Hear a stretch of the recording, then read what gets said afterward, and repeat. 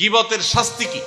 শাস্তি হলো, আপনারা মেরাজের সে হাদিসটি অনেকেই শুনেছেন। প্রিয় নবী সাল্লাল্লাহু আলাইহি ওয়াসাল্লাম মেরাজ যখন গিয়েছেন, তখন সেখানে তিনি দেখেছেন কিছু জাহান্নামী মানুষের শাস্তির চিত্র। ভয়াবহভাবে তাদের কিছু শাস্তির চিত্রকে আল্লাহ রাব্বুল আলামিন নবী সাল্লাল্লাহু আলাইহি ওয়াসাল্লামকে দেখিয়েছেন। প্রশ্ন উঠতে পারে, জাহান্নামে তো এখনো কেউ যায় নাই, কিভাবে এত সকাল তিনি জাহান্নামের শাস্তির চিত্র দেখেছেন? উত্তর হলো, গায়েব এবং অদৃশ্যের জগতের পুরো পরিস্থিতিটা আসলে কেমন এটা আল্লাহ তাআলা ভালো জানেন। তবে সম্ভাব্য একটা রূপ এমন হতে পারে যে হয়তোবা সেটা ছিল ডামি, যে এরকম হবে তেমনটি আল্লাহ তাআলা তার নবীকে দেখিয়েছেন।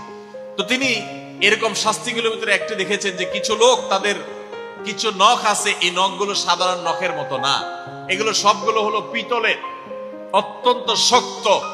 এই নখগুলো অত্যন্ত ধারালো। এই নখগুলো দিয়ে তারা তাদের নিজেদের মুখ এবং নিজেদের বুককে তারা ছিঁড়ে শেষ করে ফেলছে, রক্তাক্ত করে ফেলছে। এটা যে তারা সাধে করছে তা না, অর্থাৎ এটা অটো হয়ে গেছে, স্বয়ংক্রিয়ভাবে হচ্ছে, তাদের নিজের ইচ্ছার বাইরেই হচ্ছে।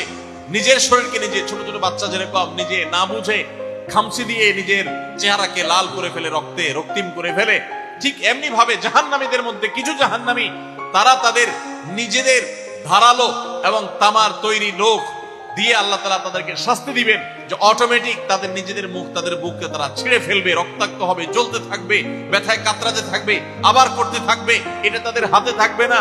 এই শাস্তিগুলো যখন হচ্ছিল, নবী সাল্লাল্লাহু আলাইহি ওয়াসাল্লাম জিজ্ঞাসা করেছিলেন জিবরিলকে, ভাই জিবরিল, এই কঠিন শাস্তির মুখোমুখি যাদের করা হয়েছে, এই লোকগুলোর অপরাধ কি ছিল?